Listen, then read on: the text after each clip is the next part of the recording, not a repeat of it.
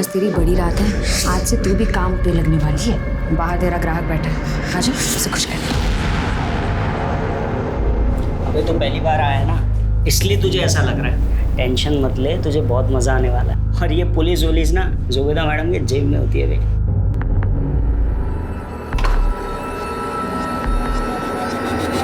किसी भी लड़की के साथ ऐसा नहीं होना चाहिए। जब हर इंसान को इज्जत से जीने का हक है तो फिर लड़कियों के साथ अलग बर्ताव क्यों?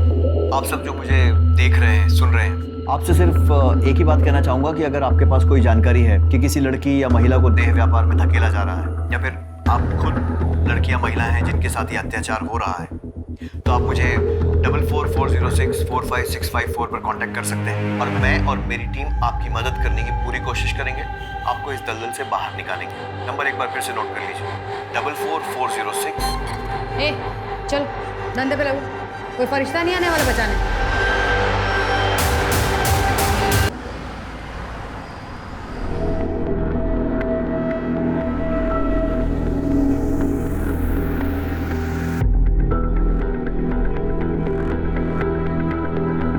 अकाउंटेंट साहब पूरी दुनिया का हिसाब करते हैं, मेरा हिसाब कब करेंगे? मन तो बहुत करता है साथी, लेकिन तुम तो जानती हो कमाई इतनी है ही नहीं कि फैमिली शुरू करने के बारे में सोच भी सकते। मंथ एंड आते आते तो जेब खाली हो जाती है। बस एक अच्छी सी परमानेंट जॉब मिल जाएगी ना, फिर ये टेंशन खत्म हो जाएगी। राजीव, कहते हैं भगवान जिसे पैदा करता है उसका खाने का इंतजाम भी कर देता है। और क्या पता उसके आते ही हमारी किस्मत बदल जाए। ख्याल तो बहुत अच्छा है, लेकिन स्वाति अगर ऐसा नहीं हुआ तो ऐसे उदास मत हो। तो जहाँ इतना सब्र किया है थोड़ा सा सब्र और करो ना। जैसे अच्छी सी जॉब मिल गई ना परमानेंट, फिर देखना मैं कैसे बच्चों की लाइन लगाता हूँ। क्या नाटक लगा के रखा है तूने? हाँ, नहीं खाऊंगी प्यार से समझा रही हूँ, खा ले समझ में नहीं आ रहा। दिमाग खराब करके रखा है। एक कान के नीचे दूंगी ना, नहीं गिर जाएगी। क्या कर रही है तू ये? अरे बच्चे के चेहरे पे दाग आ गया ना तो कोई उसे हाथ भी नहीं लगाएगा। अरे तो आप ही बताओ क्या करूं मैं? शहजादी बनी बैठी है, कल से एक निवाला नहीं खाया इसने, बोलती मैं कुछ खाऊंगी नहीं, रहूंगी नहीं। तो मैं बात करती हूँ। क्या हुआ बेटा, खाना क्यों नहीं खाना है? यहाँ नहीं खाना, मुझे नहीं रहना, मैं यहाँ नहीं रहने वाली। आसमा, जाओ और जाके इंजेक्शन ले आ।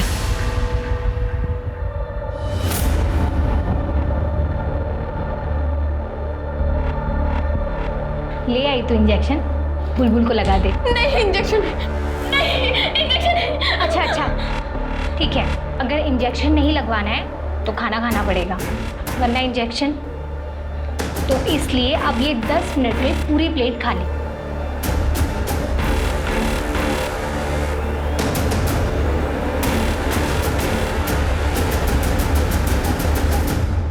किसी भी लड़की के साथ ऐसा नहीं होना चाहिए। जब हर इंसान को इज्जत से जीने का हक है तो फिर लड़कियों के साथ अलग बर्ताव क्यों? आप सब जो मुझे देख रहे हैं, सुन रहे हैं, आपसे सिर्फ एक ही बात कहना चाहूंगा कि अगर आपके पास कोई जानकारी है कि किसी लड़की या महिला को देह व्यापार में धकेला जा रहा है या फिर आप खुद लड़की या महिला हैं जिनके साथ ये अत्याचार हो रहा है, तो आप मुझे 4440645654 पर कांटेक्ट कर सकते हैं और मैं और मेरी टीम आपकी मदद करने की पूरी कोशिश करेंगे। आपको इस दलदल से बाहर निकालेंगे। नंबर एक बार फिर से नोट कर लीजिए, 44406। ए चल धंधे पे लगो, कोई फरिश्ता नहीं आने वाला बचाने।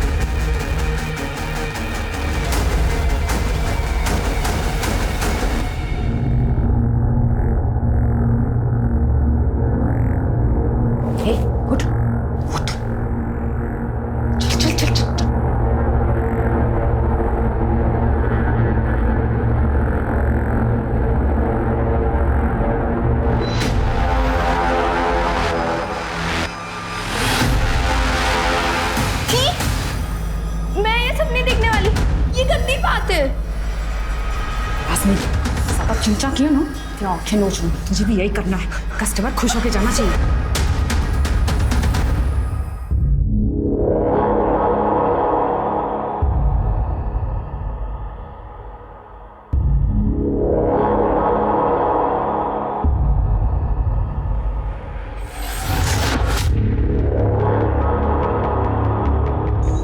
मिनट तेरे पास, जल्दी कर और निकल। भगवान की दया से धंधा बहुत अच्छा चल रहा है।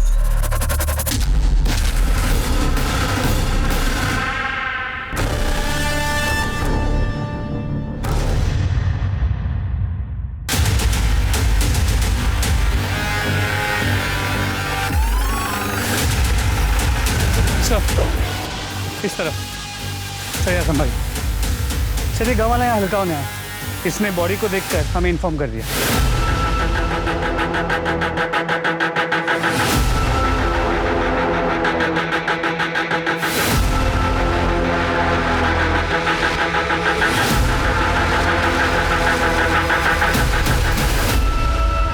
सब मरने से पहले सेक्स हुआ है, रेप, सेक्सुअल असॉल्ट या कोई जबरदस्ती, ऐसा कुछ भी दिखाई नहीं दे रहा। पूरी बॉडी पे कोई निशान नहीं है, सब सिर्फ गले पे ये निशान है। गला घोट कर ही मारा गया। गाँव वालों ने बताया कि एक प्रोस्टिट्यूट है और ये सेटअप, ये कॉन्डम्स, ऐसा लगता है कि ये अपने कस्टमर्स को लेके यहीं आती है। पता सर शुक्ला, बॉडी के पास से पर्स मिला था और इसमें ये आइडेंटिटी कार्ड। विजय सिंह हो सकता है इसका कस्टमर होगा और इसी ने उसे मारा, लेकिन कस्टमर इसे क्यों मारेगा? सिर्फ पैसे के लिए? हो सकता है सर, क्योंकि बॉडी के पास सिर्फ उसका पर्स मिला है, लड़की का सामान या लड़की का आईडी प्रूफ ऐसा कुछ भी नहीं मिला। हो सकता है सब कुछ लेके फरार हो गए हैं और जल्दीबाजी में सिर्फ पर्स यहाँ पे छूट गया। एक्सक्यूज मी, हेलो, कहाँ पर? ठीक है, हम अभी पहुँचते हैं। सर, यहाँ से 5 किलोमीटर दूर एक जली हुई बॉडी मिली। बॉडी को पोस्टमार्टम के लिए भेजो और पूरे एरिया के अच्छे से तलाश लो। Sir let's go.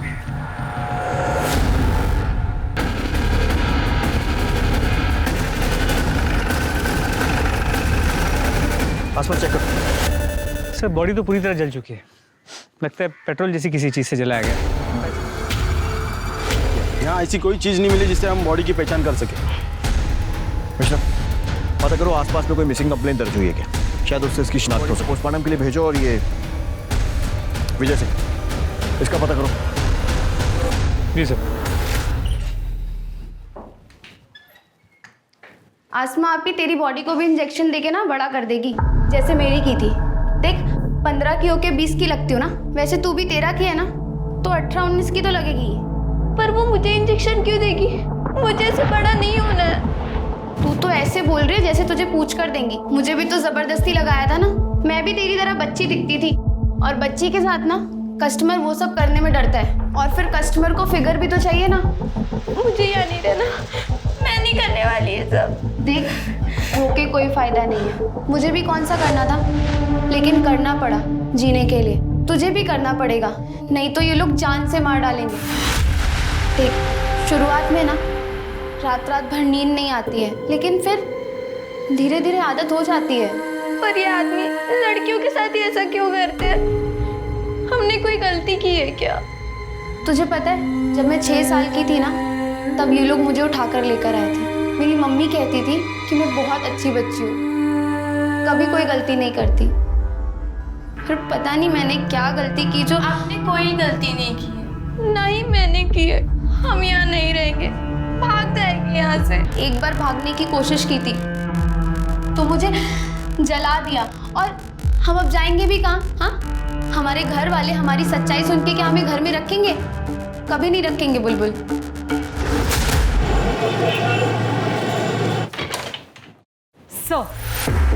सर जंगल में जिस औरत की लाश मिली थी उसका नाम मीना था, उम्र 22 साल। 15 साल की उम्र से इसी डिस्ट्रिक्ट में अलग अलग जगह में प्रोस्टिट्यूशन का काम कर रही थी ताकि पकड़ी ना जाए, पर 2 बार अरेस्ट हो चुकी है। हमारे पास उसके रिकॉर्ड्स भी हैं। और उसकी फैमिली, उनका कोई रिकॉर्ड? सर नहीं, उसका अभी तक असली नाम भी पता नहीं चला, तो फैमिली का कहाँ से पता चलेगा? पता नहीं इस धंधे में कब से है। फैमिली होगी भी तो सामने नहीं आएगी, क्योंकि उन्हें उसकी मौत के दुख से ज़्यादा अपनी झूठी इज्जत की चिंता होगी। सर, मीना मर्डर केस में सस्पेक्ट विजय सिंह के बारे में पता किया। Tempo driver Vishal Nagar slum में रहता है। पड़ोसियों ने बताया कि करीब 1 साल पहले उसकी बीवी की मौत हो गई, जिसके बाद से वो प्रोस्टिट्यूट्स के पास जाने लगा। कभी कभी उन्हें घर भी ले आता था, जिस वजह से मोहल्ले में झगड़े भी होते। मतलब पॉसिबिलिटी है कि शायद मर्डर उसी ने किया। इसका कोई आता पता? सर हम पता कर रहे हैं। पड़ोसियों ने बताया कि विजय कल टेम्पो लेके निकला तो था, लेकिन वापस नहीं आया। उसके बाद किसी ने विजय को नहीं देखा। उसका फ़ोन नंबर मिला है, लेकिन कंटिन्यूसली स्विच ऑफ आ रहा है। मतलब ये हो सकता है कि मर्डर करने के बाद वो फरार हो गए। मिश्रा, इस विजय सिंह और इसका टेम्पो दोनों के लिए बोलो जारी कर रहा हूँ। जी सर। और वो जली हुई लाश जो मिली उसकी कोई शिनाख्त? सर वो एक मीडियम हाइट के आदमी की। इस डिस्क्रिप्शन से मैच करता हुआ कोई भी मिसिंग कंप्लेंट पिछले 1 हफ्ते में रजिस्टर नहीं हुआ है।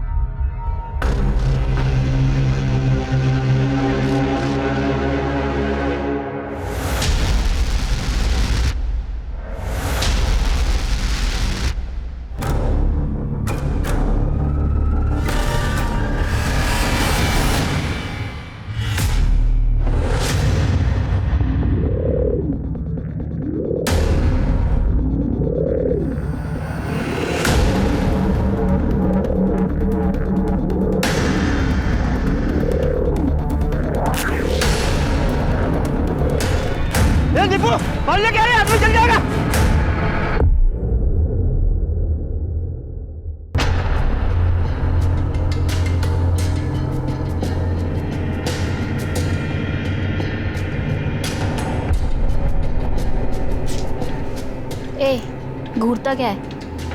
चाहिए तो माल ढीला कर। एक बार का कितना? 1000 फाइनल। देता है तो बोल, वरना मेरा टाइम खराब मत कर। निकल यहाँ से। चल मेरे राजा, चल शुरू हो जा। अबे कितना घूरेगा? शुरू हो जा राजा।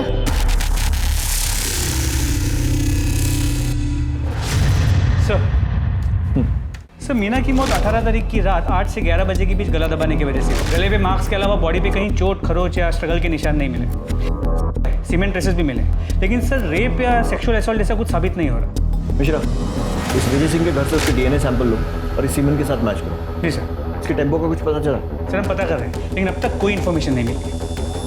सर जंगल में जली हुई बॉडी की पोस्टमार्टम रिपोर्ट। मेल बॉडी है, 28 से 35 के बीच। 18 तारीख की रात को 8 से 11 के बीच गला दबाने से मौत हुई। इससे मिलती जुलती कोई मिसिंग कंप्लेंट? नहीं सर, हमने आसपास के पुलिस स्टेशन में पता किया, अभी तक कोई कंप्लेंट नहीं आई। सर अच्छा, एक मिनट। हेलो, क्या? कहाँ पे? एक मिनट होल्ड कीजिए। तो गणेश नगर में एक औरत की बॉडी मिली। बॉडी की इन्फॉर्मेशन मिलने के पहले ही तो आ गया। नहीं सर, ऐसा नहीं है। ये तो फ़ोन अभी आपके सामने आया। मैं तो पहले वाली फ़ोन की इन्फॉर्मेशन देने आया था कि आदर्श नगर में एक आदमी की जली हुई बॉडी मिली है।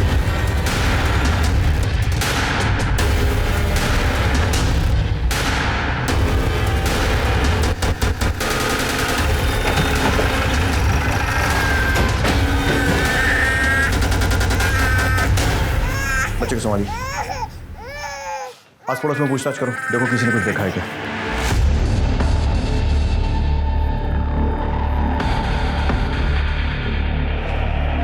सर आसपास के लोगों का कहना है कि इस औरत का नाम शबनम है। ये इस एरिया में धंधा करती थी सर। इन लोगों ने कई बार इसकी कंप्लेंट भी की है सर, लेकिन ये इसके बाद भी इस कमरे में कस्टमर बुलाती थी। ठीक है, चल करो अच्छे से तलाशी। Okay sir. Sir sex rape या सेक्सुअल असॉल्ट जैसा तो कुछ नहीं लग रहा। शरीर पर कोई चोट का निशान भी नहीं, सिर्फ एक गले पे निशान है। सर ये देखिए, ऐसा लग रहा है कि ये गला घोटने की वजह से इसकी मौत हुई। और ये बिखरा हुआ सामान देखकर तो ऐसा लग रहा है कि जैसे स्ट्रगल भी हुआ। कौन है ये जो ये ऑलरेडी मजबूर और सताई हुई औरतों के साथ ऐसा कर रहा है? सर ये पर्स मिला है। कमल राणा। हमेशा सर यहाँ भी एक जली हुई बॉडी मिली है, ठीक वैसे ही जैसे पिछले केस में थी। इसे भी पेट्रोल डाल के जलाया गया। ठीक है, मैं पहुँचता हूँ।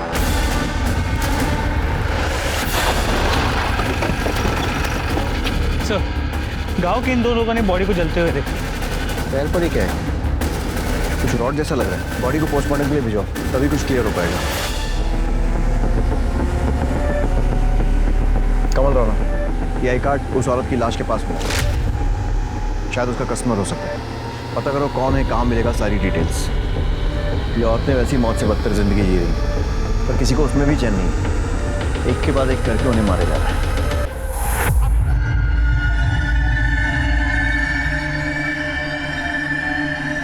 बुलबुल बुलबुल बुलबुल बुलबुल कहाँ जा रही है? दरवाजा खोल। हाँ मैं आसपास कहाँ आ रही हो तुम लोग? अरे कोई पकड़ो उसे।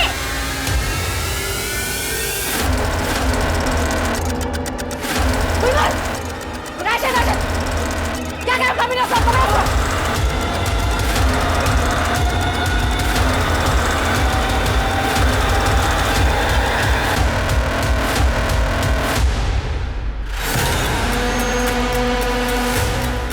बुलबुल अपने आप से बाहर आ जा, आपा तेरे को जान से मार देगी। है बुलबुल, सब देखते हैं।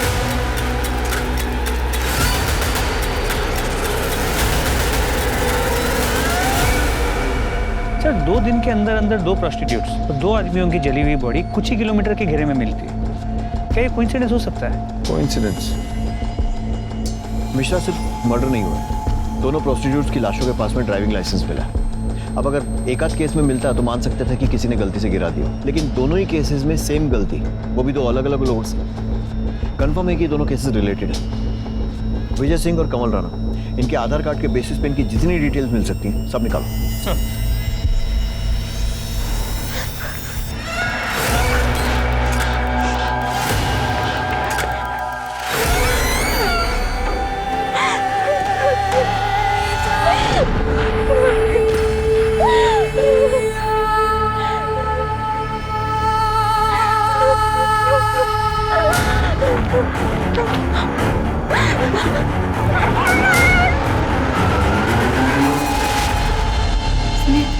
अभी निकलना जरूरी है क्या? कल सुबह तक का वेट नहीं कर सकते? इतनी रात हो रही है। अरे अर्ली मॉर्निंग तो मुझे ऑफिस में रिपोर्ट करना है ना।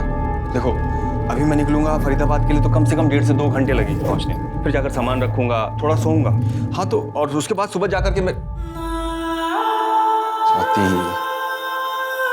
क्या हुआ? इतना सैड फेस क्यों बनाया हुआ है? नहीं प्लीज स्वाति समझो ना। देखो ये बिल्कुल वैसी जॉब है जैसी मैं करना चाहता हूँ। पता नहीं राजीव, मुझे बहुत घबराहट सी हो रही है। अरे तुम बस ये सोचो कि अपना नया घर कैसे सजाओगी। चलो अब खुश हो जाओ। पहुंच के फोन करना। हाँ ठीक है, मैं निकलता हूँ और तुम अपना ध्यान रखना।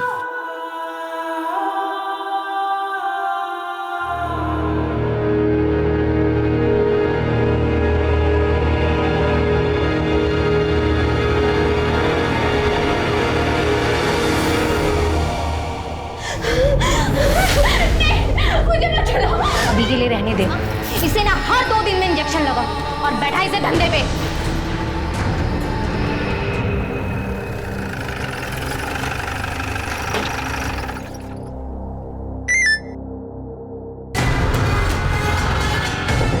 मिश्रा, यादव, टीम निकालो, लड़की को रेस्क्यू करने जाना है। जल्दी चलो।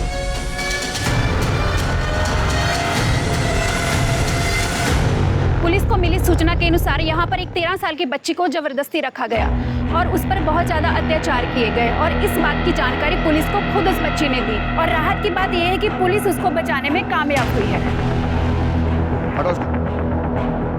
सर हम कुछ सवाल पूछना चाहते हैं आपसे। एक्सक्यूज मी सर, क्या आप हमें बता सकते हैं ये बच्ची कौन है और इस पर अत्याचार करने वाले लोग कौन थे और आपको इस बात की जानकारी कैसे मिली? इस बच्ची का नाम प्राची है। इसके माँ बाप नहीं, अनाथ, अपने इन रिश्तेदारों के साथ रह रही थी और ये लोग इस पर अत्याचार कर रहे थे और ज़बरदस्ती से मजदूरी करवा रहे थे। फिलहाल हम लड़कियों को एनजीओ के हवाले कर रहे हैं और इन लोगों के खिलाफ मुकदमा दर्ज करने जा रहे हैं। हम बच्ची को उसके माँ बाप तो नहीं लौटा सकते, लेकिन एनजीओ के साथ कम से कम वो एक नॉर्मल लाइफ जी पाएगी। Thank you so much. Thank you so much.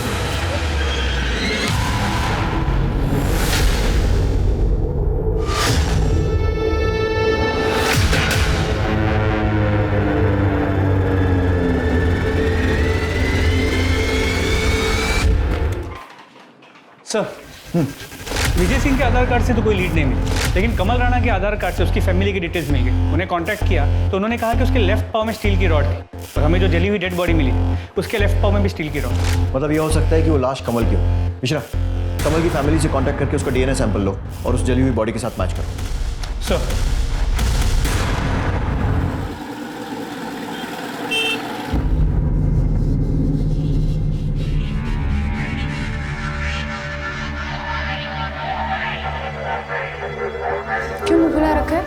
भगवान ने इतनी सुंदर शक्ल दी है, थोड़ा मुस्कुरा।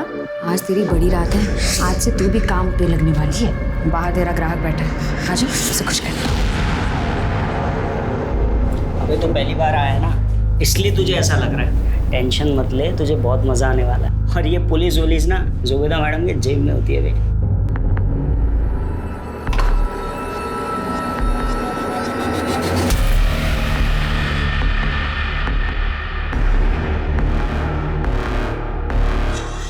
नीरज,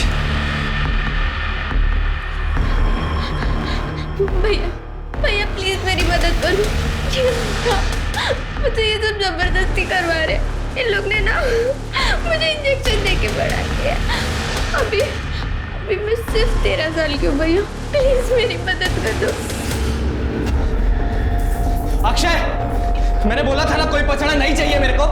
अरे क्या हुआ, क्यों गला फाड़ रहा है? बताएगा हुआ क्या है? इसने मुझे बोला था वो लड़की 18 साल की है। उस लड़की ने मुझे खुद बताया वो 13 साल की लड़की है, और तुम लोगों ने मिलकर उसे इंजेक्शन दिया है बड़ा होने। साली को तो मैं भी देखती हूँ, बताती हूँ उसे।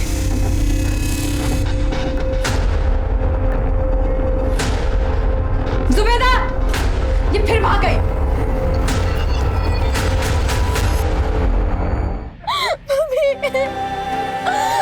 प्लीज मेरी मदद करो। मम्मी मैं कहाँ जाऊँ?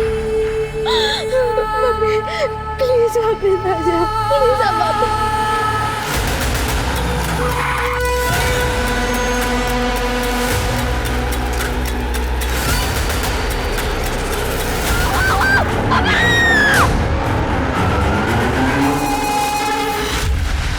आपके पति कब से गए? सर 2 दिन से। 21 तारीख की रात 11 बजे वो ये कहकर निकले थे कि वो फरीदाबाद जा रहे हैं। अगले दिन 10 बजे उनको ऑफिस में रिपोर्ट करना था। तो उसके बाद से उनका कोई अता पता ही नहीं सर। उनका फ़ोन भी स्विच ऑफ आ रहा है। आपने ऑफिस में पता किया? सर उनकी जॉब अभी लगी थी, वो ज्वाइन करने जा ही रहे थे, इसलिए मुझे ज़्यादा कुछ पता नहीं है। कुर्सी भी जल्दबाजी में निकल गए। ऑफिस का नाम, कंपनी का एड्रेस कुछ पूछ नहीं पाए सर। उनकी किसी से दुश्मनी या फिर हाल फिलहाल में कोई झगड़ा? नहीं सर, कोई दुश्मनी, कोई झगड़ा नहीं। कोई अफेयर? बिल्कुल नहीं सर, हमारी लव मैरिज है। 1 साल पहले ही हमारी शादी हुई है। ठीक है, आप इनके पास अपनी सारी डिटेल्स लिखवा दीजिए। हम जल्द से जल्द आपके पति को ढूंढने की कोशिश करेंगे। चलिए। 6 हेलो,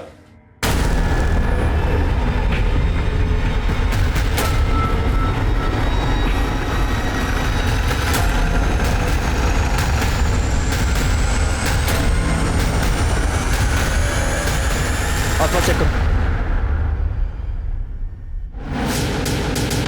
सर सेम पैटर्न का तीसरा केस। यहाँ ये और वहाँ 4 किलोमीटर दूर एक आदमी की जली हुई डेड बॉडी, जिसके पास कोई फोटो आईडी नहीं। सर ये पर्स मिला है। और शायद बाकी केसेस जैसे मरने वाला भी इसका कस्टमर होगा, जिसका ये पर्स। राजीव पालीवाल। राजीव पालीवाल? सर ये तो वही है जिसकी बीवी मिसिंग कंप्लेंट लिखवाने आई। आप लोगों का दिमाग खराब हो गया? राजीव प्रोस्टिट्यूट के पास? ऐसा हो ही नहीं सकता सर। देखिए मैं ये नहीं कह रहा हूँ कि राजीव प्रोस्टिट्यूट के पास गया था, या फिर गया था तो क्यों गया था, ये भी नहीं बता सकता। मैं सिर्फ ये चाहता हूँ कि आप बॉडी की शिनाख्त करेंगे क्या ये राजीव की है या नहीं। मैं आपका दुख समझता हूँ, लेकिन हम लोग भी ड्यूटी कर रहे हैं, सो प्लीज कोऑपरेट। चेहरा जला हुआ है, मैं कैसे बताऊँ ये राजीव है या नहीं? देखिए राजीव की बॉडी पर अगर कोई आइडेंटिफिकेशन मार्क हो या कोई चोट का निशान जिससे आप उसकी पहचान कर सकें। बचपन में उनका एक ऑपरेशन हुआ था, तो राइट हैंड पे उनका निशान है।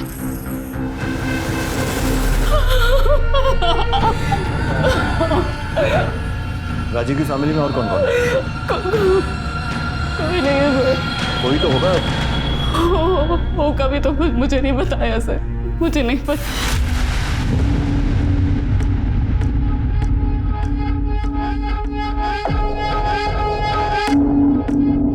हाँ भेजो। सुनो ये फाइल आज ही भिजवा दो इमीडिएटली। ठीक है सर। सर मुझे एनओसी इशू करवानी है। एनओसी? किस लिए? राजीव पालीवाल के घर पर कब्जे के लिए। आप कौन?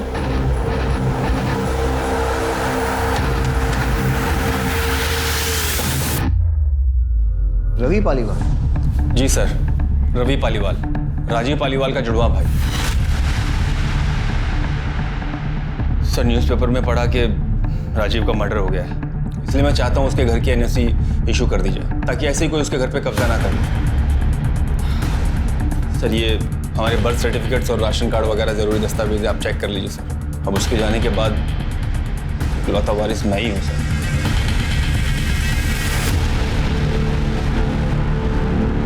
जिस न्यूज़पेपर में ये पढ़ा कि राजीव का मर्डर हो गया, उसमें ये नहीं पढ़ा कि उसकी वाइफ ने बॉडी को आइडेंटिफाई किया, और प्रॉपर्टी पर पहला हक वाइफ का ही होता है ना। वाइफ? वाइफ उस घर में रहती है? क्या बात कर रहे हैं सर, वो घर तो 1 साल से खाली पड़ा है, जब से राजीव पुष्पा भाभी और ख्याति को लेकर यहाँ शिफ्ट हो गया था। पुष्पा, ख्याति, ये कौन है? पुष्पा भाभी राजीव की वाइफ और ख्याति उनकी बेटी। 1 मिनट, राजीव की वाइफ का नाम स्वाति है और उसने हमें बताया कि उन दोनों की 1 साल पहले शादी हुई है और उनका कोई बच्चा नहीं है। तो ये बेटी कहाँ से आई? क्या?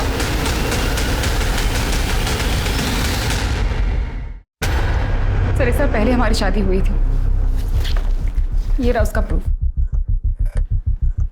और आप हैं कौन? आप कौन है मतलब? मतलब राजीव ने मुझे कभी नहीं बताया कि उनका कोई जुड़वा भाई भी है, ना ये बताया कि उनकी पहली शादी हुई है जिससे उनकी बेटी भी है। ये बात तो मैं भी आपके बारे में बोल सकता हूँ, क्योंकि राजीव ने मुझे भी कभी नहीं बताया कि उसने कोई दूसरी शादी भी कर रखी है। मेरे लिए तो पुष्पा भाभी उनकी वाइफ है और ख्याति उनकी बेटी, जिनसे मैं 6 साल पहले मिला था। तब ख्याति बहुत छोटी थी, अब तो कुछ 12-13 साल की होगी सर। क्या बकवास कर रहे हैं आप? जिस घर में शिफ्ट हुए हमें 1 साल भी नहीं हुआ, उस घर में आप उनसे 6 साल पहले मिल चुके हैं। मैं आपके घर की बात नहीं कर रहा हूँ सर, मैं हमारे फरीदाबाद वाले घर की बात कर रहा हूँ। उसी घर के लिए मुझे एनओसी भी चाहिए। आप राजीव के साथ उसी घर में रहते थे? जी सर, शुरू से हम लोग साथ ही रहते थे। इनफैक्ट मम्मी डैडी के जाने के बाद तक हम लोग साथ ही थे। फिर मैं काम के चक्कर में पुणे शिफ्ट हो गया। मुझे याद है करीब 2 साल बाद राजीव ने शादी की थी। मैं शादी में भी नहीं आ पाया था सर, काम बहुत ज़्यादा था। तो अभी 6 साल पहले मैं पुष्पा भाभी और ख्याति से पहली बार मिला था। ये झूठ बोल रहे हैं सर। अगर सच होता तो राजीव ने मुझे बताया होता। सर मैं कोई बहस नहीं करना चाहता हूँ, आप डॉक्यूमेंट्स देख लीजिए, सब सच और झूठ पता लग जाएगा। जब राजीव और मैं पैदा हुए तो हमारे हाथ जुड़े हुए थे, बाद में ऑपरेशन करके अलग किया गया। निशान आज तक है। हाथ पे निशान की बात तो आपने भी कही थी। राजीव के कौन से हाथ पे निशान था? सर सीधे हाथ पर। बिल्कुल सही है सर, मेरे उल्टे हाथ पर है। ये देखिए, जब हम पैदा हुए हमारे हाथ जुड़े हुए थे सर।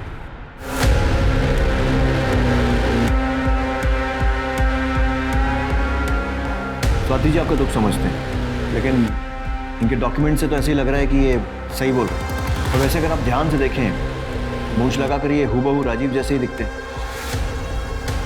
मिश्रा, रवि का डीएनए सैंपल लो और डेड बॉडी से मैच करवाओ और इनके डॉक्यूमेंट्स फिर से वेरीफाई करो। और अगर सब कुछ सही निकलता है तो एनओसी दे दो, लेकिन लोकल पुलिस को इन्फॉर्म करने के बाद। और इनका घर भी लोकल पुलिस की मौजूदगी में ही खोलो। Sir thank you sir.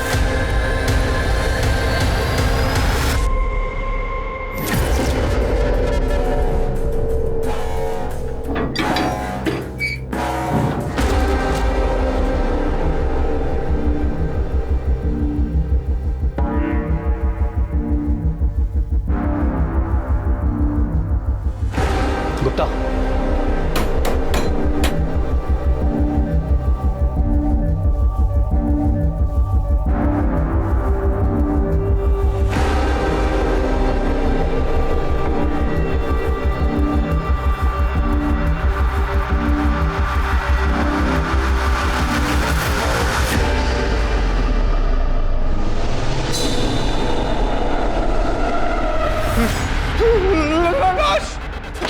लाश पड़ी है।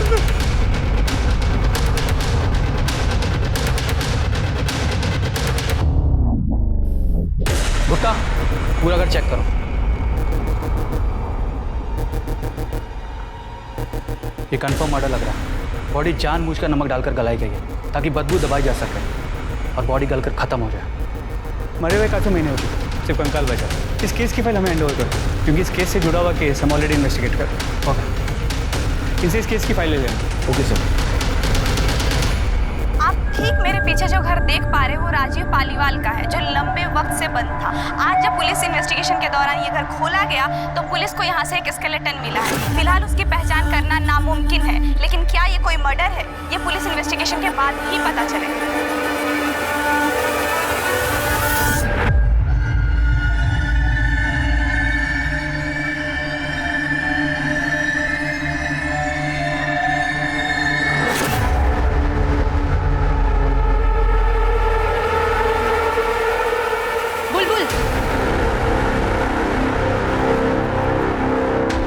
बुलबुल कल जरा सज धज के तैयार रहना, तेरी नथ उतारने का दिन आ गया। और इस बार ना स्कूल का कोई छोटा बच्चा नहीं, पैसे वाला बड़ा आदमी आ रहा है। अगर कोई भी तमाशा करने की कोशिश करी ना तो तेरी जान ले लूंगी।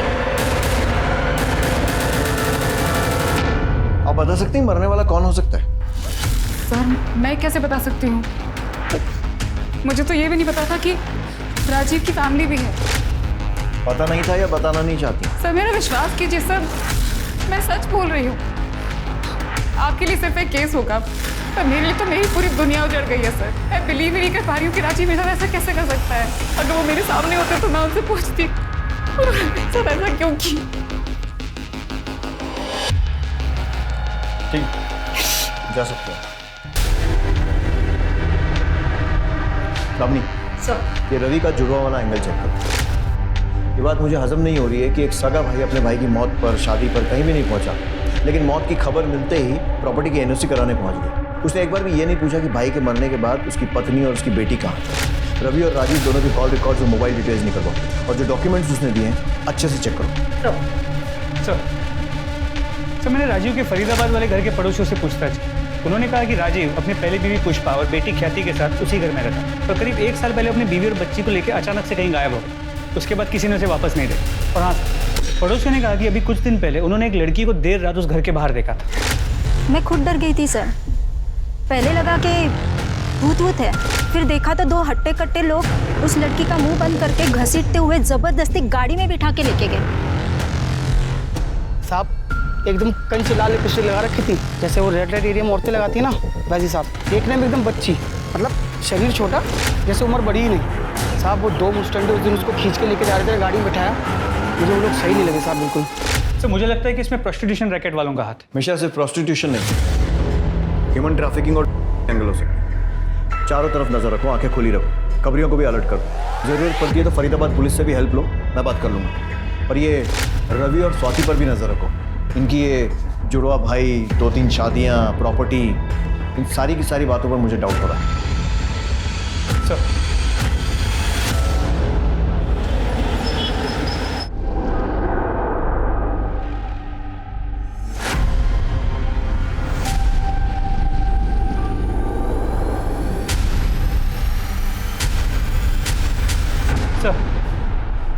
सर झिलमिल के बॉडी पे मिले सीमेन का डीएनए उसकी बॉडी से 4 किलोमीटर दूर जो जली हुई बॉडी मिली थी उसके डीएनए से मैच करता है, लेकिन सर वो डीएनए रवि के डीएनए से मैच नहीं करता। इसका मतलब वो लाश राजीव की नहीं, और राजीव का पर्स वहाँ पर जानबूझकर हमें गुमराह करने के लिए डाला गया।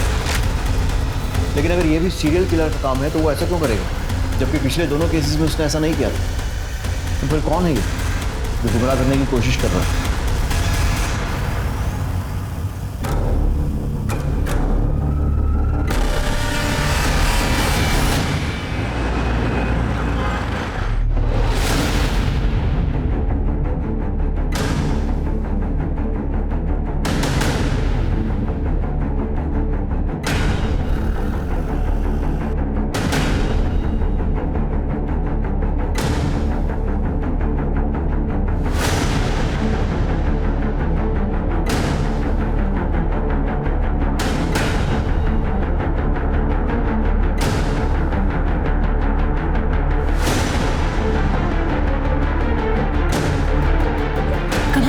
चलो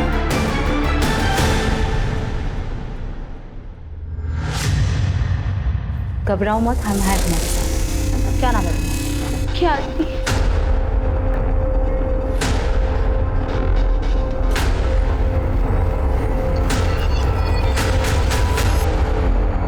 मम्मी पापा दोनों मुझे बहुत प्यार करते थे, पर पता नहीं 1 साल पहले उनको क्या हो गया। वो मम्मी को बहुत मारते थे, बोलते थे वो प्रोस्टिट्यूट है, गंदा काम करते।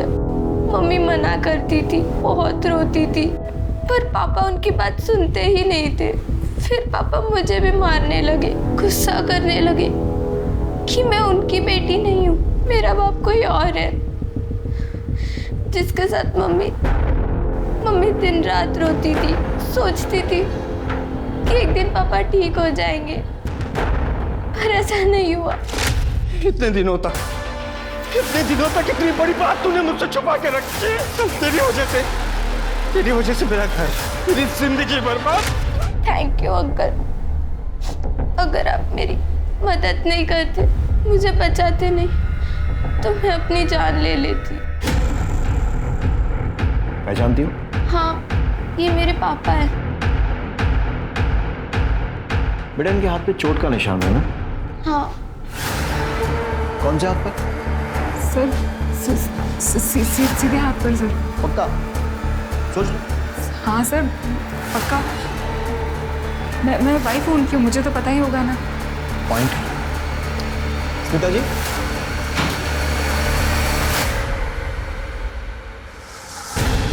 ये बेटी है राजीव की। आपकी शादी को 1 साल हुआ होगा, लेकिन इसने अपने बाप को बचपन से देखा और इसका कहना है कि उसके दाएं नहीं बाएं हाथ पर निशान है ना बेटा?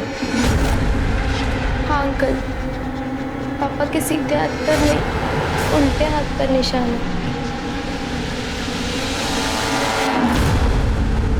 सर मैंने उतना ही किया सर जितना राजीव ने मुझसे करने को कहा। तूने इसे क्या कहा था और क्यों? पुष्पा की वजह से, एक प्रोस्टिट्यूट की वजह से मेरा घर, मेरी जिंदगी बर्बाद हो चुकी, इसलिए मैंने उसे मार डाला और उसकी गंदी औलाद को बेच दिया। पापा ऐसा मत करो पापा, पापा प्लीज पापा। उसकी बॉडी को वहां छोड़कर, उस पर नमक डालकर, उसे गलने सड़ने के लिए छोड़कर मैं यहाँ चला आया। लेकिन यहाँ आकर भी ऐसी औरतों के लिए मेरे मन में नफरत कम नहीं हो रही थी, बल्कि बढ़ ही रही थी। इसलिए मैं उनको, उनके कस्टमर्स को मारने लगा।